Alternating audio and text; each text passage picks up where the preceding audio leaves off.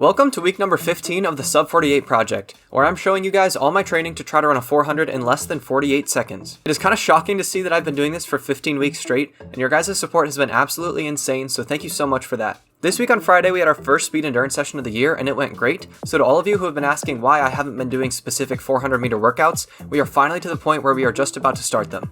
Also, a quick note, if my beard looks significantly more red than usual this first day, it's because I recorded this last week and I dressed up as my coach for Halloween. And you may see Homelander make a surprise appearance as well. Anyway, I want to give a verbal explanation for those of you who are wondering why we aren't doing classic 400 meter training with a significant endurance focus, or at least a focus on lactate work like 200 repeats for example. My coach and I are big proponents of doing lactate work, but we think we need to be very specific about when we apply it.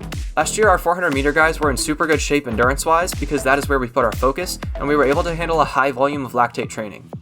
However, late season, when we started racing against teams to try to go to nationals, we just did not have enough pure speed to keep up with the other teams. The key performance indicator in the 400 is speed because it increases your ceiling for performance. If you can run a 12-second 100, you will probably only run a 52-second 4 if you are in peak shape. But if you can run an 11-second 100, you might be able to run a 48-second 400 in your peak shape. On top of that, lactate work is highly taxing on the body, so it is very hard to develop speed at the same time as developing your anaerobic energy systems. Because of that, we decided to dedicate the first few months of our training only to speed work because we need the requisite speed to have a chance of going to nationals and successfully competing at that high level. We also don't have an indoor facility, so once it gets cold outside we have no choice but to focus on our qualities of endurance, which gives us plenty of time to get in shape. So with that explanation out of the way, let's get on to the training. We started the week indoor with some acceleration work and block starts, which is pretty much the extent of what we can do speed-wise inside. This was our first time touching blocks since we started training as a team, and it felt pretty rough for most of us, myself included. However, I was grateful to get some reps in and start getting the feel back for the more aggressive starting angles. We were also finally in our power phase of lifting, which I think is going to be incredibly beneficial and also really fun to experiment with. The goal with our main lower body compound lifts is to perform the reps as fast as we can safely with slightly lighter weights so that we are focusing on power and rate of force development. My squats on this first day were pretty rough because I've been having issues with hip mobility. I'm putting a lot of time into fixing that now that I'm aware of the issue.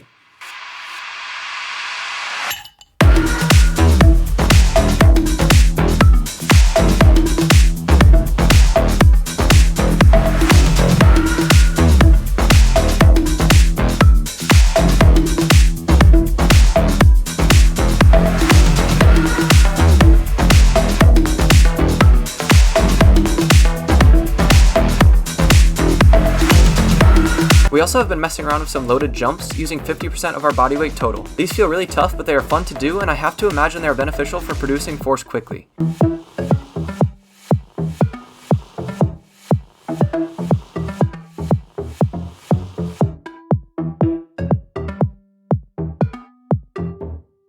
The next day we were back inside for a recovery day mixed with a plyometric day.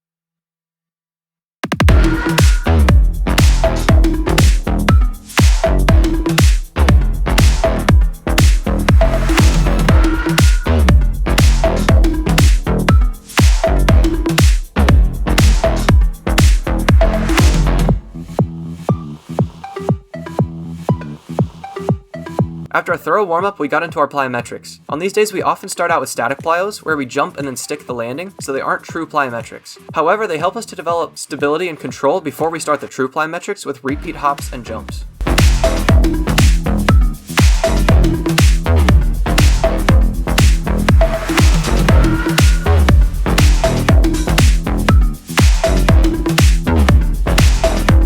We did single leg hops over little wickets and double leg hops over hurdles, which I have always had to focus on very carefully because I nearly died doing them last year while I was tired.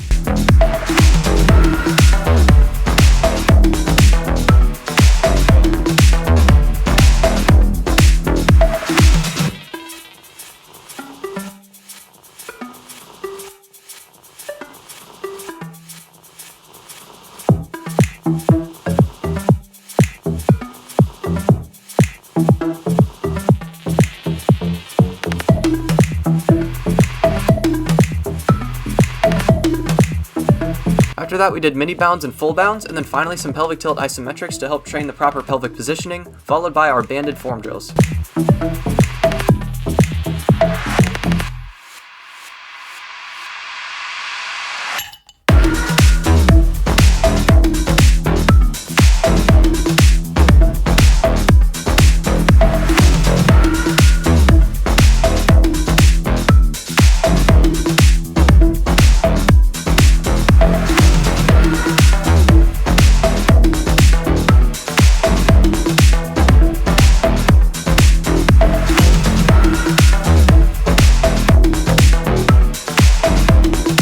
We rolled out once we were done to try to get freshened up for the next day, which was a max speed day.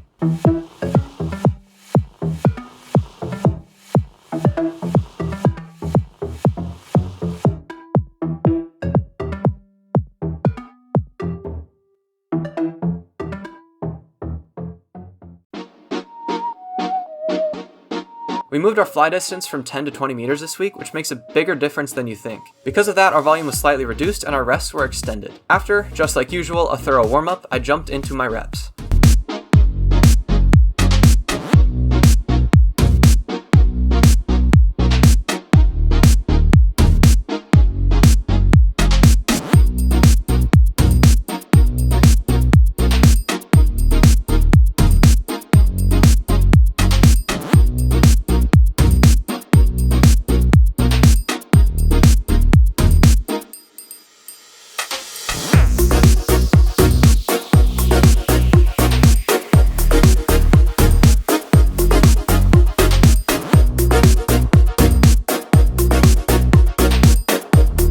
Toward the end, my roommate and distance runner friend Brayden agreed to race me.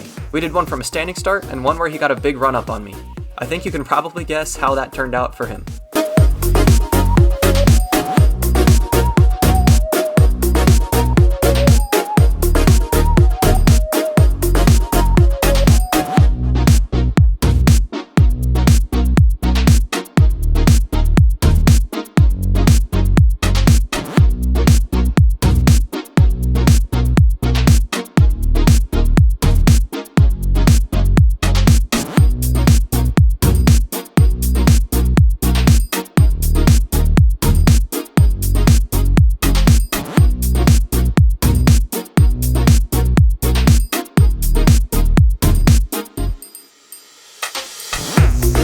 Then we did our second lift of the week, which was very similar to our first one. I think we executed this one a little bit better as we got more comfortable expressing power from those positions. I promise that next week these all look a lot more pretty.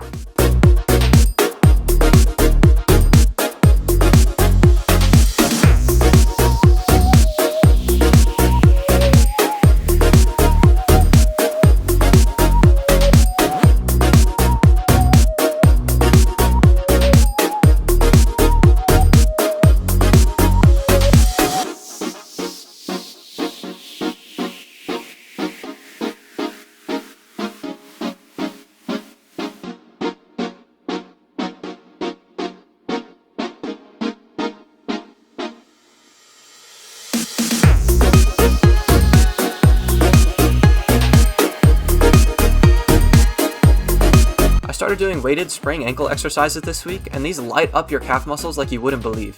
I think they make a huge positive impact on your ability to maintain ankle stiffness during high velocity ground contacts.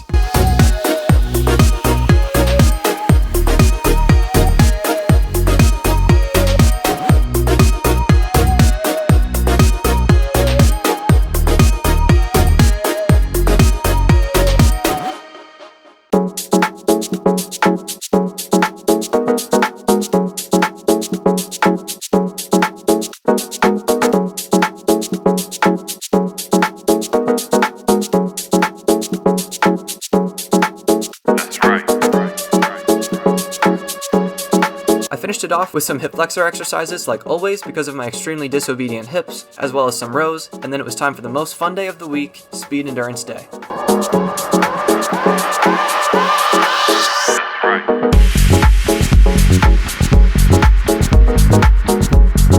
For For those of you who don't know, pure speed work is work that occurs for 5 to 7 seconds max, because that is the longest that someone can exert maximum effort before fatigue starts to set in. So if we want to train speed endurance, we start entering the 7 to 15 second range depending on the specific situation, time of year, athletes, and other factors like that.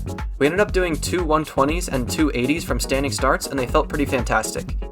We were only going at about 90% effort due to the max speed day we had just before, and I had some kind of issue pop up in my adductor muscles in my groin that left me with an uncomfortable burning pain, so I cut out my last rep.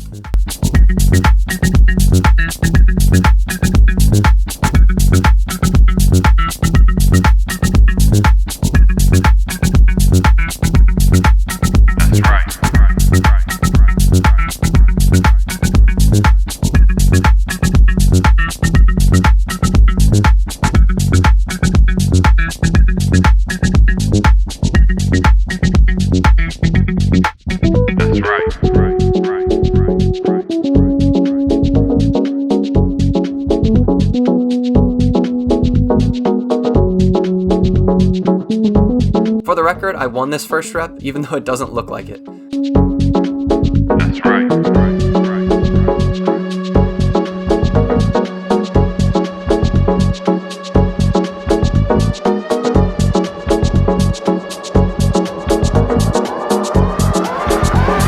I will be focusing on hip mobility and adductor strengthening in my legs in the coming weeks to try to keep these from becoming significant issues. Thank you guys so much for watching, and I will see you in the next one.